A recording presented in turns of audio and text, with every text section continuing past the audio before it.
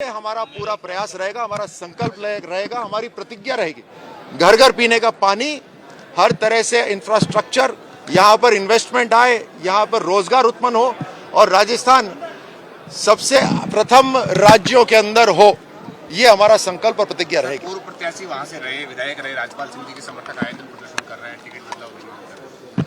देखिए, शुरू के दिन में था, लेकिन अब जो भारतीय जनता पार्टी का कार्यकर्ता है वो पूरी तरह से इस प्रतिज्ञा के साथ जुड़ा हुआ है कि राष्ट्र सबसे पहले, और राष्ट्र हित के अंदर भारतीय जनता पार्टी वो पार्टी है जिसके अंदर अगर पूरा कैबिनेट भी हटा दिया जाए तो भी छू नहीं होता।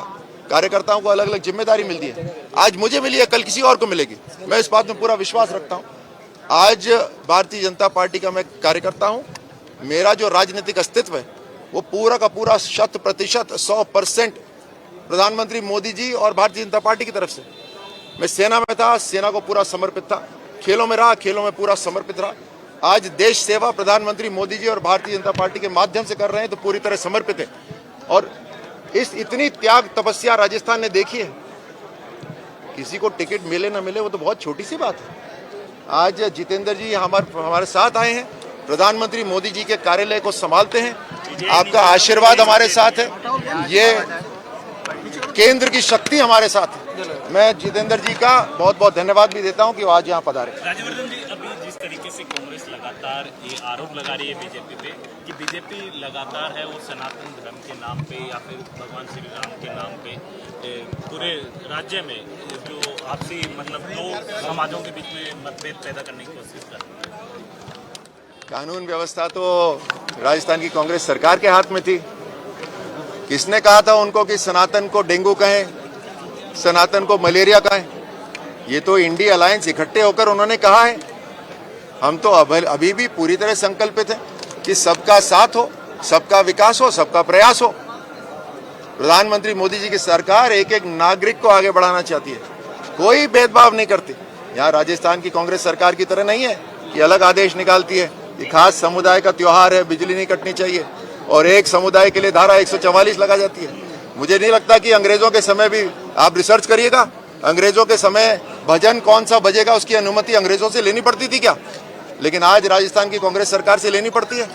किस तरह से ध्वस्त करे गए मंदिर, राम दरबार गिराया गया, कितने दंगे हुए, गर्दन काटी गई, राजस्थान ही बचा था अलगाववादियों को आने के लिए। हम तो पूरी तरह तैयार हैं। एक जीवन है, उस जीवन को राष्ट्र को समर्पित कर दिया है, भारतीय जनता पार्टी को समर्पित कर दिया है। एक एक भाजपा का कार्यकर्ता अलगाववादी 3 तारीख से पहले निकल जाए, क्योंकि उसके बाद दशहरा जो 25 नवंबर को बनने वाली है, दोबारा बुराई के ऊपर अच्छाई की जीत एक एक राजस्थान का नागरिक दर्ज करेगा और दशहरा फिर से मनाएगा। 3 तारीख को दिवाली बनेगी और दिवाली के बाद राम राज्य जब राजस्थान में स्थापित होगा, ये अलगाववादी दिखाई नहीं देंगे। भारत माता की जय! भारत माता की जय! राज्यवर्धन सिंह जिंदाबाद जिंदाबाद जिंदाबाद राज्यवर्धन सिंह जिंदाबाद जिंदाबाद जिंदाबाद भारतीय जनता पार्टी जिंदाबाद जिंदाबाद भारतीय जनता पार्टी। अशोक गहलोत सरकार अपनी गारंटियों को लेकर जनता के बीच में जा रही है। गारंटी का काउंटर आपने भी गारंटी से दिया है आज? नहीं भैया, गारंटी में फर्क होता है, व्यक्ति में फर्क होता है। चाइना माल को कोई गारंटी होती है क्या? कांग्रेस की कभी गारंटी हुई है? पिछले 1970 से इनकी गारंटियां चलती आ रही हैं। देश को धकेल कर एक परिवार को आगे बढ़ाना, इनके गारंटी के पीछे यही वारंटी है, एक परिवार को आगे बढ़ाना। यहाँ प्रधानमंत्री मोदी जी की त्याग तपस्या, पूरा जीवन समर्पित कर दिया। ऐसा नेतृत्व मिला है जो दशकों से, सदियों से नहीं था भारत के पास। और अब तो तारीख देकर प्रधानमंत्री जी कहते हैं ना कि जब 100 वर्ष पूरे होंगे उसमें राजस्थान शामिल होगा।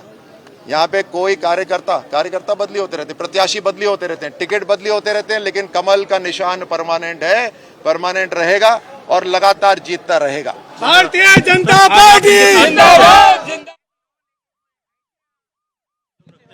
केंद्रीय नेतृत्व का एक तरह से ठोस सपोर्ट यहाँ पर देखने को मिला। जैसे आपने स्वयं कहा कि कर्नल साहब की अगर नामांकन में हम सब सम्मिलित हैं तो किस प्रकार से इनके नामांकन को भी हम महत्व देते हैं, भारतीय जनता पार्टी के यहाँ पर जीत को भी महत्व देते हैं। और जिस प्रकार का उत्साह आपने देखा है, मैं निश्चित होकर के जा रहा हूँ कि भारतीय जनता पार्टी की जीत सुनिश्चित है।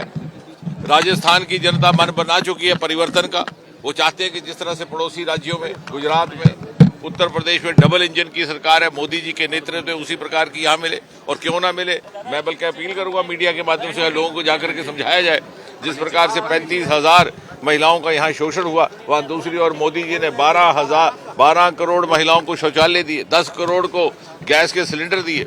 तो क्यों हम अपने आप को वंचित रख रहे हैं? जैसे अभी कहा जा रहा था कि एक समुदाय और दूसरे समुदाय के बीच में भेदभाव किया जाता है। मोदी जी ने कभी ये नहीं पूछा कि गैस का सिलेंडर किस घर में पहुंचा है, हिंदू है कि मुसलमान है, ठाकुर है कि ब्राह्मण है। उस प्रकार की न्याय व्यवस्था, जहां जिस चीज की जहां आवश्यकता है उसकी पूर्ति हो, आखिरी कतार में खड़े आखिरी व्यक्ति तक लाभ पहुंचे, वो तभी सुनिश्चित है जब यहाँ पर भी उसी प्रकार का डबल इंजन की व्यवस्था हो और उसकी जवाबदेही मोदी जी के आगे हो। और इसलिए अब राजस्थान की जनता मोदी जी के नेतृत्व में अमृतकाल के भारत की विकास यात्रा का पूर्णतः हिस्सा बनने को निकल चुकी है।